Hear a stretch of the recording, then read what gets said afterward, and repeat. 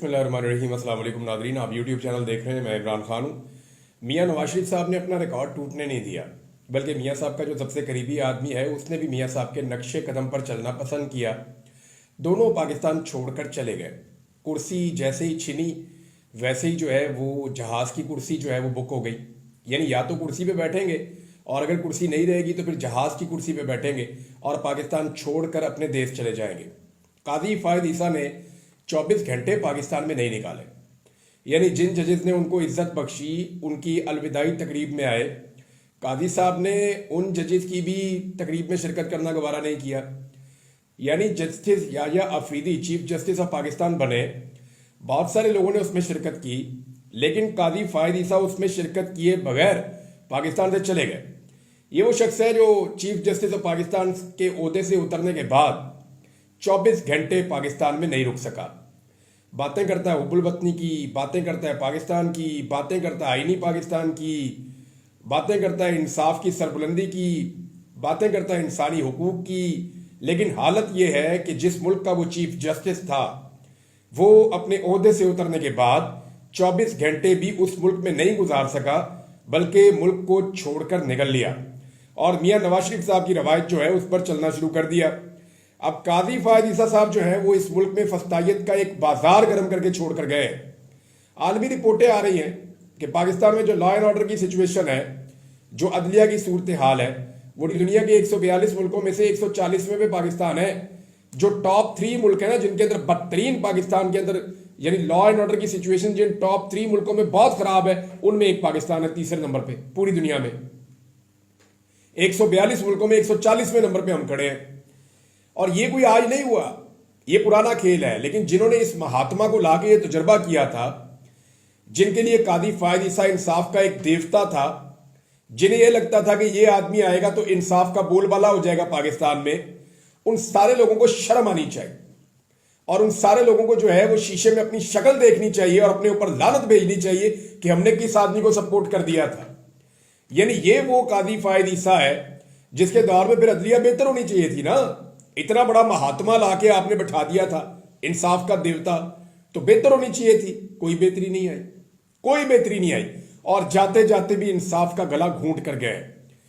तो जनाब कादी फायद ईसा साहब जिन्होंने कहा था पाकिस्तान तरीके इंसाफ के लोगों को, और जिन लोगों से वो नफरत करते थे, उन्हें कादी साहब ने कहा था कि अगर आप किचन की गर्मी बर्दाश्त नहीं कर सकते तो फिर आप निकल जाएं और छोड़ दें। तो कादी साहब हम आज भी किचन में खड़े हैं। हमने 2.5 साल इस फस्तायत को बर्दाश्त किया। 9 दफा तो मैं आपके सामने बैठा हूं जो गिरफ्तार हुआ हूं। मुझे अगवा किया गया, रियासती जबर का मैं शिकार हुआ। इस मुल्क के इदारों ने मेरे ऊपर बदतरीन टॉर्चर किया, मुझे मेरा मौक़िफ़ बदलने पर मजबूर किया। मैं आपसे इंसाफ मांगता रहा और आपने मुझे बुलाकर इंसाफ नहीं दिया। तो कादी साहब हम तो किचन में खड़े हैं और खड़े रहेंगे, लेकिन आप इस किचन की गर्मी 3 साल तो क्या, 3 महीने क्या, 3 दिन क्या, आप 24 घंटे बर्दाश्त नहीं कर सके और चंद घंटों के अंदर आप फ्लाइट लेकर निकल लिए। अब तक की इतला के मुताबिक कादी साहब जो है वो पहुंच गए थे इस्तांबुल। अब पता नहीं आगे कहां जाएंगे। बहरहाल मियाँ नवाज शरीफ साहब को फॉलो किया उन्होंने, लंदन प्लान का हिस्सा थे दोनों लोग। तो मियाँ नवाज शरीफ साहब ने भी अपना रिकॉर्ड टूटने नहीं दिया। जैसे ही मियाँ नवाज शरीफ साहब का बुरा वक्त आता है, मियाँ साहब सबसे पहले टिकट बुक कराते हैं, सबसे पहले पाकिस्तान से निकलने की करते हैं कि निकलो पाकिस्तान से, इधर कोई पकड़ लेगा, दलील करेगा। और पाकिस्तान में तो हालात वैसे ही मियाँ साहब के बहुत खराब है। जैसे ही गेम मियाँ साहब के हाथ से निकली, मियाँ साहब पाकिस्तान से फरार हो गए, निकल गए। अच्छा, मियाँ साहब ने निकल के जाना कहा था, पहले दुबई पहुंचे, वहां बादशाहत है, लेकिन वहां पे भी मियाँ साहब का इस्तकबाल हुआ। लेकिन मियाँ साहब का सही इस्तकबाल हुआ जो ओवरसीज पाकिस्तानियों ने, एयरवन फील्ड अपार्टमेंट जो मियाँ साहब के हैं, उनके बाहर खड़े होकर जो इस्तकबाल किया, वो तारीखी इस्तकबाल है और मियाँ साहब और उनकी नस्लें उसे याद रखेंगी। यानी ऐसा तो नहीं हो सकता कि आप पाकिस्तान आए, पाकिस्तान आकर आप एक जाली इलेक्शन लड़ें, आप अवाम का मैंडेट चोरी करें, आप दोनों सीटें अपनी हार जाएं, लेकिन आप जिद करके बैठ जाए कि नहीं जी नहीं, मुझे एक सीट दी जाए। फिर एक कैंसर ज़दा खातून जिनको जेल में रखा हुआ है, वो आपको 70,000 की लीड से शिकस्त दे और उसके बाद आप रोना शुरू कर दें, नहीं जी नहीं, मुझे ये सीट चाहिए। तो फिर निजाम आपका आरओ आधी रात को तब्दील करके दूसरा आरओ लगा के आपके हाथ में एक जाली फॉर्म 47 पकड़ा दे कि एलो मियाँ साहब तुम जीत गए हो। और ये सारा कारनामा करके आप बाहर जाएंगे तो ओवरसीज पाकिस्तानी आपको छोड़ेंगे? लंदन में आपकी बेटी वजीर आला नहीं है। यानी मुझे हैरत हो रही थी कि लंदन में जब एहतजाज हुआ तो ना वहां आंसू गैस चली, ना वहां डंडे चले, ना वहां टॉर्चर हुआ, ना वहां फस्तायत थी, ना लंदन में जो है वो दफा 144 का नफाज हुआ, ना वहां पे लोगों को गिरफ्तार किया गया, ना वहां पे किसी ने रबड़ की गोलियां चलाई, कुछ भी नहीं हुआ। ये वही होगा जहां नवाज शरीफ और उसका खानदान होगा, जहां ये जालिम रहेंगे, जहां पाकिस्तान की एस्टेब्लिशमेंट और पाकिस्तान की फस्तायत ज़दा हुकूमतें होंगी, वहीं पे ये सारी हरकतें होंगी और कहीं नहीं होगी। दुनिया को इस बात की समझ आ गई है कि हम जिन लोगों से टैक्स लेते हैं वो हम पे एहसान करते हैं, हमने उनका एहसान मानना है, उनकी खिदमत करनी है। पाकिस्तान में उल्टा सिस्टम है, अवाम से टैक्स लेते हैं, अवाम इन्हें पैसे देती है, ये अवाम के ऊपर ही बादशाह बन के बैठ जाते हैं, फिर अवाम को डंडे भी मारते हैं, अवाम को सोटियां भी मारते हैं, अवाम को रबड़ की गोलियां भी मारते हैं, उन पे आंसू गैस भी फेंकते हैं, उनकी बात भी नहीं सुनते, उनके ऊपर टैक्सेस भी ज्यादा लगाते हैं और उनके लिए जिंदगी को तंग भी कर देते हैं। फिर इंसाफ नाम की कोई चीज भी उनको अवेलेबल नहीं है। ये सिर्फ पाकिस्तान में हो सकता है, मुअज़्ज़म मुल्कों में ऐसा नहीं होता। बहरहाल मियां नवाज शरीफ साहब का जो आइडिया है वो हमेशा से बहुत अच्छा रहता है। उन्हें बिल्कुल वक्त से पहले पता लग गया कि अब बुरा वक्त आ गया है, लिहाजा निकल लो पाकिस्तान से। तो नवाज शरीफ साहब एक मरतबा फिर अपनी रवायत को बरकरार रखते हुए पाकिस्तान से फरार हो गए हैं। वहां ओवरसीज पाकिस्तानियों ने बेहतरीन नारेबाजी के साथ मियां साहब का इस्तकबाल किया और उन सबका जो सबसे फेवरेट नारा था, जो ज्यादा मैंने सुना, वो ये था कि मरियम के पापा चोर हैं। ये नारा सबसे ज्यादा ओवरसीज पाकिस्तानियों ने लगाया, आप रिकॉर्ड निकाल कर देख भी सकते हैं। बहरहाल मियां साहब ने अपनी कुव्वत फैसला से काम किया और फौरी तौर पर निकल लिए। मियां साहब अच्छी तरह जानते हैं कि उनका दौर खत्म हो गया। मियां साहब को आइडिया है कि अब इस निजाम के पास इमरान खान के सामने घुटने टेकने के अलावा और कोई रास्ता नहीं है। जितने रास्ते थे सारे अपना कर देख लिए और अब खबरें कुछ ऐसी आ रही हैं, मिसाल के तौर पे एयरवाई के ऊपर टिकट चल रहे थे, मैंने सोशल मीडिया पे देखे हैं, खुद मैंने वो खबर नहीं देखी, लेकिन हुकूमत कुछ इस तरह के फैसले कर रही है कि मुमकिन है कि हुकूमत छोड़ने पर रजामंद हो जाए और हुकूमत जो है वो हुकूमत को खत्म कर दे। वो इसलिए कि उन्हें लगता है कि इदारों ने उनको वो सपोर्ट नहीं दी जो सपोर्ट उन्हें बड़े बड़े मामलात में मिलनी चाहिए थी, लेकिन सपोर्ट तो मिली नहीं। अब काजी फायद ईसा साहब को क्या कोई और होता मिल जाएगा? देखिए, काजी साहब की शख्सियत ऐसी, उन्हें कुछ भी मिल जाएगा वो ले लेंगे और वो दोबारा ओहदे पे बैठने की कोशिश करेंगे, क्योंकि बड़े बदमजा होने वाले हैं काजी साहब। ये दुनिया के जिस जमहूरी मुल्क में जाएंगे, अगर पाकिस्तानियों की इन पे नजर पड़ गई तो काजी साहब की अच्छी खासी इज्जत अफजाई हो जाएगी। मियां नवाज शरीफ साहब को तो इज्जत अफजाई की आदत पड़ गई है, तो काजी साहब वहां पे जो मुस्तफीन साहब थे, वकील साहब, जिन्होंने काजी साहब पे थोड़ी सी तनकीद की थी सुप्रीम कोर्ट ऑफ पाकिस्तान में, तो उनको इतनी मार पड़वाई कि वो लोगों को पहचान नहीं पा रहे। बेड़ा गर्क कर दिया पकड़ के एक वकील का, बहुत जबरदस्त तरीके से काजी साहब ने टॉर्चर करवाया उनके ऊपर। अब वो जो बेचारे वकील साहब हैं, उनकी जो हालत है, तो काजी साहब ऐसा कुछ यूरोप में आप नहीं कर पाएंगे। जिन मुल्कों में डेमोक्रेसी है, जमहूरियत है, वहां पे आप ये नहीं कर पाएंगे। लोग आपके मुंह के ऊपर आकर आपको आईना दिखाएंगे, आपको बताएंगे कि आपने पाकिस्तान में क्या किया है। बहरहाल काजी साहब बहुत बदमजा होने वाले हैं, मैं आपको ये पहले बता रहा हूं। अल्ताफ हुसैन साहब ने भी मियां नवाज शरीफ साहब को ताने देना शुरू कर दिए। अल्ताफ हुसैन साहब ने क्या कहा? उन्होंने कहा जी कि लंदन आमद पर अल्ताफ हुसैन की जानिब से नवाज शरीफ को खुशामदीद, बहुत बेआबरू होकर तेरे कूचे से हम निकले। वजीर आजम बनने के लिए आपको फॉर्म 47 पर जितवाया भी गया, मगर अफसोस के सारी उम्मीदें जमीन बोस हो गई और आपको एक मरतबा फिर मुल्क छोड़ना पड़ा। वैसे पाकिस्तानी एस्टेब्लिशमेंट को मैं मान गया हूं, अच्छा खासा 3 दफा का वजीर आजम था, उसका बोना बना के रख दिया। ये मैं सीरियसली आपको कह रहा हूं कि पाकिस्तानी एस्टेब्लिशमेंट ने अगर किसी सियासतदान से टिकाकर बदला लिया है ना, तो वो नवाज शरीफ से लिया है। यानी नवाज शरीफ ने एस्टेब्लिशमेंट को चैलेंज किया बगैर पब्लिक सपोर्ट के। चैलेंज वो करे जो खुद साफ हो, जिसने कभी करप्शन ना की हो, बेईमानी ना की हो, मनी लॉन्ड्रिंग ना की हो, 2 नंबरी ना की हो, तो वो बंदा चैलेंज कर दो, अच्छा भी लगता है। अब मियां नवाज शरीफ साहब ने मुंह चुक के हीरो बन के एस्टेब्लिशमेंट को चैलेंज कर दिया। एस्टेब्लिशमेंट ने ऐसा कमाल बदला लिया ना मियां साहब से, मियां साहब का छोटा सा कोना बना दिया। वहां लंदन में बच्चे दलील कर रहे हैं और वो नारे लगा रहे हैं, मियां साहब के आगे आगे भागते हैं, चोर चोर के नारे लगाते हैं। तो ये जनाब मियां साहब की वहां सूरत हाल कर दी गई है। जबकि अगर एस्टेब्लिशमेंट से किसी ने बदला लिया तो वो आसिफ अली जरदारी ने लिया है। यानी जरदारी साहब सियाणे हैं, उन्होंने एस्टेब्लिशमेंट से बदला लिया है कि सारा मलबा एस्टेब्लिशमेंट पे गिर गया। पाकिस्तान की एस्टेब्लिशमेंट इतनी बदनाम कभी नहीं थी जितना आसिफ अली जरदारी ने कर दिया। तो एस्टेब्लिशमेंट से एस्टेब्लिशमेंट की इज्जत आसिफ अली जरदारी ने छीन ली और मियां नवाज शरीफ साहब की इज्जत वैसे ही रुल गई एस्टेब्लिशमेंट के साथ मिलने के बाद। तो ये जनाब अब तक की सूरत हाल है। फैसल बाडा की मैं आपको एक मिसाल दे देता हूं ना। फैसल बाडा दिन रात बेचारे तारीफें कर करके, खुशामदें कर करके हलकान होते जा रहे हैं। कभी इधर खुशामद, कभी इधर खुशामद, बूट तक उठा के टेबल के ऊपर रख दिया, बहुत कुछ किया फैसल वाटर ने, बड़ी कुर्बानियां उनकी पाकिस्तानी एस्टेब्लिशमेंट के लिए। लेकिन आप अंदाजा करें ना कि ओहदे सारे ले गया मोहसिन नकवी, खुशामदे कर करके हलकार हो गए फैसल वाडा और ओहदे सारे ले गया मोहसिन नकवी। तो ये भी एक ज्यादती होती है पाकिस्तान में, इसकी तरफ तवज्जो देनी चाहिए। अब जो बड़े फैसले हैं पहले दिन के जो आए जस्टिस याया अफरीदी साहब की जानिब से, आज क्योंकि छुट्टी का दिन है, कल से बाकायदा चीज़ों का आगाज़ होगा। कल फुल कोर्ट का इजलास होने जा रहा है, उसमें से बहुत बड़ी खबरें निकलने की तवक्को है। जो कोर्ट रिपोर्टर्स हैं वो ये कह रहे हैं कि अभी आप देखते जाएं कि होगा क्या। बहरहाल प्रैक्टिस एंड प्रोसीजर कमेटी जो है उसको तब्दील कर दिया गया है। दो बड़े मुतालबात जो जस्टिस मुनीब अख्तर साहब के और जस्टिस मंसूर अली शाह साहब के थे, दोनों मान लिए हैं चीफ जस्टिस ने।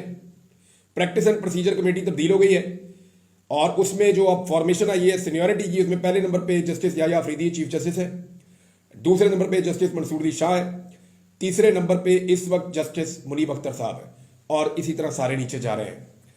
फुल कोर्ट का इजलास भी 28 तारीख को यानी सोमवार वाले दिन तलब कर दिया गया है। सुप्रीम जुडिशल काउंसिल का इजलास भी तलब कर दिया गया है और इंसदाद दहशतगर्दी जो जजेस की कारकर्दगी के हवाले से, दहशतगर्दी की जो अदालतें हैं वहाँ जो जजेस की कारकर्दगी है उसकी वजह से 9 मई के मामला हल ही नहीं हो रहे। अब देखते हैं वहाँ चीफ जस्टिस क्या करते हैं, लेकिन उस पर भी उन्होंने इजलास तलब कर दिया है और ये भी कहा कि तमाम बेंचेस की जो अब कवरेज है वो लाइव होगी, यानी जो भी समाअत होगी उसको लाइव दिखाया जाएगा, तमाम अदालतों को लाइव दिखाया जाएगा, सिर्फ कोर्ट रूम नंबर 1 जो है उसको लाइव नहीं दिखाया जाएगा। अब अगर किसी अदालत में इमरान खान साहब पेश हो गए ऑनलाइन भी, तो पूरी कौम उनको देख लेगी, मैं इस बात की उम्मीद करता हूं। उसकी वजह यह है कि इससे पहले जब इमरान खान साहब पेश हुए थे तो उस वक्त कादी फायद ईसा साहब चीफ जस्टिस थे, उन्होंने कोशिश की कि जनाब इमरान खान साहब को लोग ना देख सकें। लेकिन अब जस्टिस याया अफरीदी है, मैं उम्मीद करता हूं कि अगर इमरान खान साहब किसी केस में आएंगे सामने तो जस्टिस याया अफरीदी साहब फिर कैमरा बंद नहीं करवाएंगे, बल्कि लोगों को मौका देंगे कि वो अपने लीडर को देख पाएं। अब कुछ खबरें और हैं जनाब मेरे पास। एक तो बड़ी खबर यह है कि justice Babar Sattar Islamabad high court में वापस आ गए हैं और जस्टिस तारिक महमूद जहांगीरी साहब के खिलाफ जो सोशल मीडिया पे एक कंपेन चलाई गई थी उनकी 40 डिग्री के हवाले से, तो उस पर तौहीन अदालत की कार्रवाई हो रही थी, वो समाअत के लिए मुकर्रर हो गया है। इसमें कुछ ऐसे एंकर्स जिनको एस्टेब्लिशमेंट की ईमा के ऊपर वो जजेस की तौहीन करते रहे हैं, उन एंकर्स के नाम भी हैं। तो देखते हैं यहाँ पे अब आगे जाकर क्या होता है। हुकूमत ने 27वीं आईनी तरमीम की बात करना शुरू कर दी है, तो क्या वाकई 27वीं आईनी तरमीम आ रही है? मैं आपको बताता हूं, ये खेल है।